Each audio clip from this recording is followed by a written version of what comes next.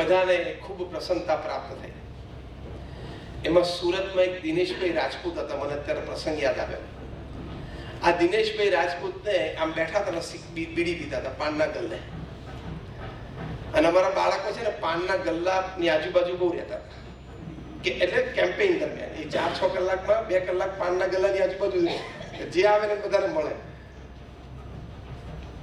તો આ દિનેશભાઈ રાજપૂતને મળ્યા ને નામ ઠામ પૂછ્યા. પછી કહ્યું તમારે વ્યસન છે? તો કે આ જો સિગરેટ પીવું છું. અંકલ તમે વ્યસન છોડી દો. પહેલા તો દિનેશભાઈ રાજપૂતે બાળકોનો તિરસ્કાર કર્યો, બધા એની ભાગી જવાનું તો કોઈને લાફો મારી દેશે. પેલા બાળકો 2 ફૂટ દૂર ગયા. અમે બાળકોને એ પણ ટ્રેન કરેલું, કોઈ તમારું અપમાન કરે ને અનાદર કરે ને તો પણ હાથ જોડીને, છાતી સરસામાં હાથ જોડીને કહેવાનું અંકલ પ્લીઝ વ્યસન છોડો. 10 વર્ષનો બાળક તમને આવું કહે, એકવાર તો તમને ઇમોશનલ ટચ આવે છે. તો દિનેશભાઈ રાજપૂતને અમારા ત્યાં સુરત બાળ મંડળના બાળકોએ કીધું કે અંકલ તમે આ વ્યસન છોડો. એના આંખમાં આંસુ આવી ગયા. ઊભા થઈને બાળકોને ભેટ્યા, બીડી ફેંકી અને બાળકોને ભેટ્યા અને બાળકોને કીધું તમે ઘણા મોડા આવ્યા, હું તો આજે વ્યસન છોડું છું, પણ જો તમે 15-20 વર્ષ પહેલા મને કે મારા પરિવારને મળ્યા હોત, મારી 2 પેઢીમાં 4 પુરુષો એ તમાકુના કેન્સરના લીધે મૃત્યુ પામ્યા, એ 2 પેઢી મેં ખોઈ ના હોત જો તમે 15 વર્ષ પહેલા મને મળ્યા હોત. એટલે આપણે પણ આપણી નેક્સ્ટ જનરેશનને આવી રીતે સેવામાં તૈયાર કરવાની છે. મારો પહેલો મુદ્દો જ્ઞાનોત્સવમાં એ હતો કે સેવા પરમો ધર્મ. બીજો મુદ્દો એ છે કે આપણે બધા તો સેવા કરીએ છીએ, પણ હવે નેક્સ્ટ જનરેશનને પણ બરોબર ટ્રેન કરવી. આપણે ત્યાં પ્રોજેક્ટ છે જે આપણે કરીએ જ છીએ, પણ એને પ્રોપરલી પ્રોજેક્ટ્સ આવા આપી અને એને ટ્રેન કરવા અને એને સમર વેકેશન્સ દરમિયાન આવા ટ્રેનિંગ કેમ્પમાં જોડીને નેક્સ્ટ જનરેશન સમાજ સેવાની તૈયાર થાય અને આપણા બધાનું કાર્ય આગળ ચલાવે અને આપણા કરતા સવાયું કરે અને સવાયું કરતા જોઈને આપણે મોટી ઉંમરે ઘરડા હોઈએ ત્યારે રાજી થઈએ એવું આપણે જોવું છે. રમેશભાઈ બરાબર છે? આપણા કરતા પછીની પેઢી સવાયું કરે એવું આપણે જોવું જ છે અને એ જોઈને આપણે રાજી થવું જ છે. યસ ઓર નો? તો એ નેક્સ્ટ જનરેશનને આપણે તૈયાર કરવા, એટલે સેવા પ્રત્યેની આવી શ્રદ્ધા. અહીંયા આપણે બધા બેઠા છે અને ભગવાને જે મધ્યમ વર્ગ કરતા વિશેષ આપ્યું છે, એમાં ધન પણ આપ્યું છે. સમય તો આપ્યો છે પણ ધન પણ આપ્યું છે. તમારી આવકમાંથી 5 અથવા 10%, એટલે કે જે નેટ પ્રોફિટ હોય એમાંથી 5 થી 10% એ સમાજ અને ધર્મ માટે ધન જરૂર ઉપયોગ કરવો જોઈએ. પ્રમુખ સ્વામી મહારાજ સત્શાસ્ત્રોની એ આજ્ઞા અનુસાર એક બહુ સરસ વાત કરતા એમના અનુભવ પરથી, કે તમે તમારા ધન એટલે કે તમારું જે પ્રોફિટ છે એના 5-10% તમે સમાજને ધર્મને આપો એટલે તમે નિર્લોભી થયા, તમારે ધનની આસક્તિ ટળી ગઈ અને છેવટે એમ સમજીને પણ આપી દેવું પાર્ટનરે દગો દીધો તો બીજું શું? પાર્ટનરે દગો દીધો તો એમ કરીને આપણા ક્લબનો કોઈ પ્રોજેક્ટ આવે તો એમાં આપી દેવા. પ્રમુખ સ્વામી મહારાજ એક સરસ વાત સેવા સંબંધી કરતા, આપેલું ખૂટતું નથી, સંગ્રહેલું ખૂટે છે. આ હું વારે વારે એમને એટલા માટે કોટ કરું છું કે પ્રમુખ સ્વામી મહારાજ 80 વર્ષ એમને સેવા જીવન ગાળ્યું. જીવ્યા પૃથ્વી પર 95 વર્ષ, પણ એમાંથી 80 વર્ષ એમને એટલે 8 દાયકા નિસ્વાર્થપણે એમને સમાજની સેવા કરી અને 1300 થી વધારે hospital, hostel, school, college, community centre, સંસ્કાર કેન્દ્ર, મંદિર અને અક્ષરધામ એકલા હાથે ઉભા કર્યા. 1300. કોઈ એક હોસ્પિટલ કે એક સ્કૂલ આપણે તૈયાર કરવી હોય તો આપણને ખબર છે કે કેટલો બધો પુરુષાર્થ પડે. આપણે કરીએ જ છીએ. લાયન્સ ક્લબ્સ અનેક આવી પ્રવૃત્તિઓ કરે છે, પણ આપણને એની પાછળનો પુરુષાર્થની ખબર છે કેટલું માગી લે. પ્રમુખ સ્વામી મહારાજે 1300 જમીનો ઉપર 1300 સમાજ સેવા સંસ્થાઓ ઊભી કરી. One man show, one man organisation. અને મહંત સ્વામી મહારાજ ગુરુપદે આવ્યા 2016માં, ત્યારે એમની ઉંમર 83 વર્ષની હતી અને એ અત્યારે 92 વર્ષના છે. છેલ્લા 8 વર્ષમાં એમણે 450 સંસ્થાઓ ઊભી કરી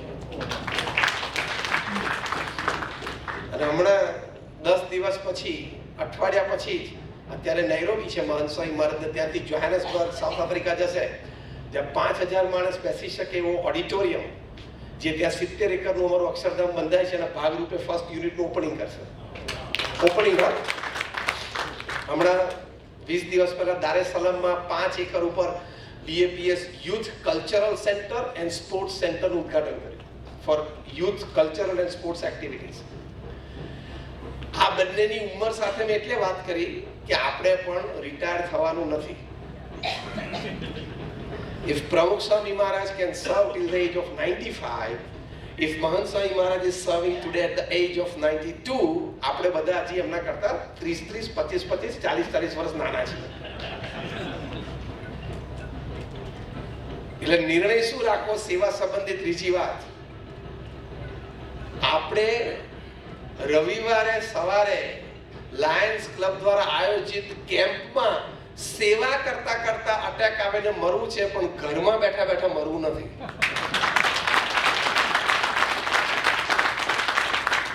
આપણા ગુજરાતીમાં રમેશભાઈ કહેવત શું છે? મરવું છે મેદાનમાં, મરવાનું ક્યાં? મેદાનમાં. એમ આપણે સેવા પ્રવૃત્તિ કરતા કરતા મરવું છે. એટલે I want to die on the battlefield, જેમ સોલ્જર કહે એમ આપણે સેવકો છીએ, તો I want to die on the seva field. હું સેવા કરતા કરતા મારું અને અટેક આવે હું પડી જાઉં, ધેટ્સ ઇટ.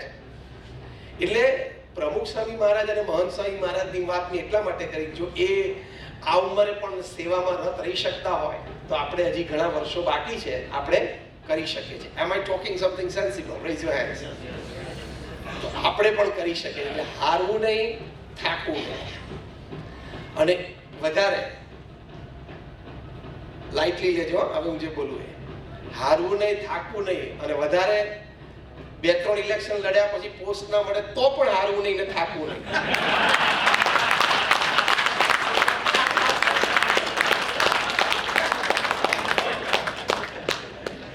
થોડીક મજા આવી વાત થઈ ગઈ ને. 2-3 ઇલેક્શન લડ્યા પછી પણ કદાચ પોસ્ટ ના મળે તો એમ સમજવાનું ભગવાનની ઈચ્છા છે કે મને નાના સેવક તરીકે સેવા આપવી, મોટા સેવક તરીકે નહીં. આપણે જીવનના અંતે સેવાનો સંતોષ લેવો છે ને. પદ અને પ્રતિષ્ઠા જીવનના અંતે કોઈ સંતોષ નથી આપતી. સંતોષ આપણે નિસ્વાર્થ સેવા કરી હોય ને એ જ આપે છે. If you have that clarity in mind, clarity of purpose, જીવનનો હેતુ ક્લિયર હોય ને, તો પદ પ્રતિષ્ઠા માટે કોઈ દિવસ લાવા જગા થાય નહીં. એટલે કે દોડા દોડી માથાકૂટ. હા, પ્રયત્ન ચોક્કસ કરવો, પદ પ્રતિષ્ઠાથી વિશેષ સેવા થાય છે, વાત હકીકત છે, ને પ્રયત્ન ચોક્કસ કરવો.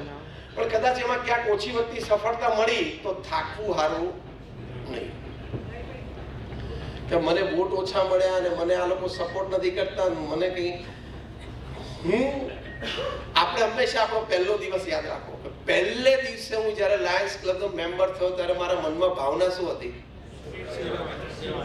That should remain alive within your hearts and minds till the last breath.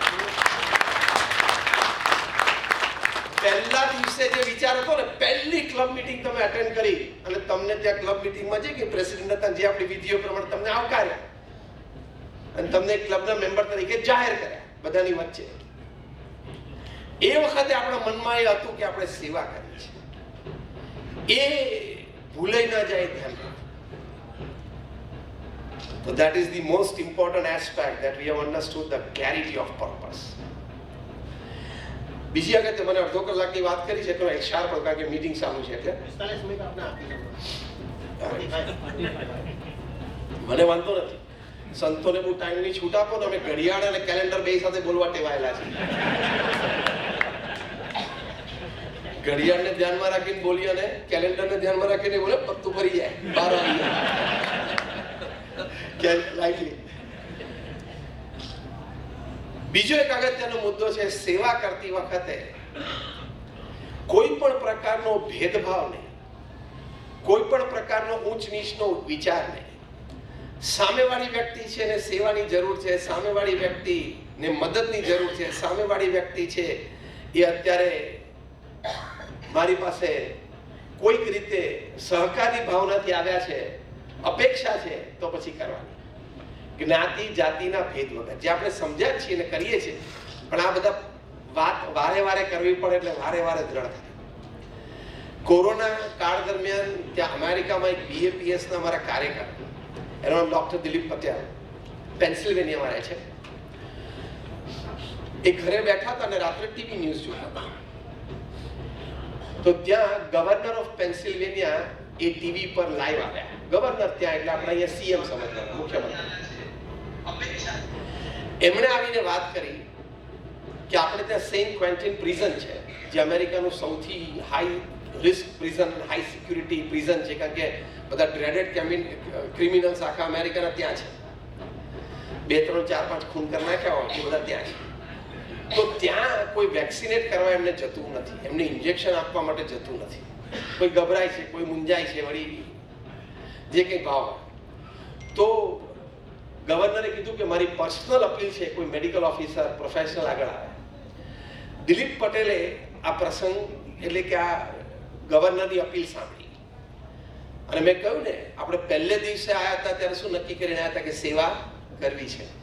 એમાં ડોક્ટર દિલીપ પટેલને એમ થયું કે હું નાનપણથી BAPS ના બાલ મંડળમાં જઉં છું ને હું પ્રમુખ સ્વામી મહારાજની જીવન ભાવના in the good of others lies our own. Pramukh Swami મહારાજનું આ પોતાનું સૂત્ર છે, બીજાના ભલામાં આપણું ભલું, બીજાના સુખમાં આપણું સુખ, અન્યના ઉત્કર્ષમાં આપણો ઉત્કર્ષ. તો જે પ્રમુખ સ્વામી મહારાજ બોલ્યા કે અન્યના ઉત્કર્ષમાં, અન્ય શબ્દ વાપર્યો છે, એમાં કોઈ ક્યાં ભેદભાવ રાખ્યા છે? અન્યમાં બધા આવી ગયા. I must go. એટલે એમને એમના પત્નીને કહ્યું કે આ સેન્ટ ક્વેન્ટિન પ્રિઝનમાં મારે વેક્સિનેટ કરવા માટે જવું છે. એમના પત્ની પણ નાનપણથી BAPS સંસ્થામાં અમારી એક્ટિવિટીઝમાં જોડાયેલા એઝ અ ચાઇલ્ડ, કારણ કે અમારા ચિલ્ડ્રન ફોરમ્સ ચાલતા હોય, ટીનેજ ફોરમ્સ ચાલતા, યુથ ફોરમ, એટલે કે જાવ જ. એટલે તરત એમને જે નંબર ડિસ્પ્લે થયેલો એની પર ફોન કર્યો. ત્યાંથી લોકોએ કીધું ઈમેલ દ્વારા તમારા ક્રેડેન્શિયલ્સ અમને મોકલો. એટલે આણે પોતાના ક્રેડેન્શિયલ્સ મોકલ્યા કે હું મેડિકલ પ્રોફેશનલ છું અને આટલા વર્ષથી પ્રેક્ટિસ કરું છું. એટલે ગવર્નરે તરત ફોન ઉપર આવીને એમને કહ્યું કે તમે આવો. 450 કિલોમીટર ડ્રાઈવ કરીને એ સેન્ટ ક્વેન્ટિન પ્રિઝન પહોંચ્યા. ત્યાં બાજુમાં મોટલમાં પોતાના ખર્ચે એમને રૂમ રાખી. હું સેવા કરવા આવ્યો છું ને, ગવર્નરે તો બધી વ્યવસ્થા ગવર્મેન્ટ આપવાની જ હતી, પણ કે ના, હું સેવા કરવા આવ્યો છું ને, મારે પૂરું ફળ દેવું છે. એટલે મોટલમાં પોતાનો રૂમ રાખી અને ત્યાં રહ્યા. અને બીજે દિવસ સવારે 9 વાગ્યાથી વેક્સિનેશન શરૂ થવાનું.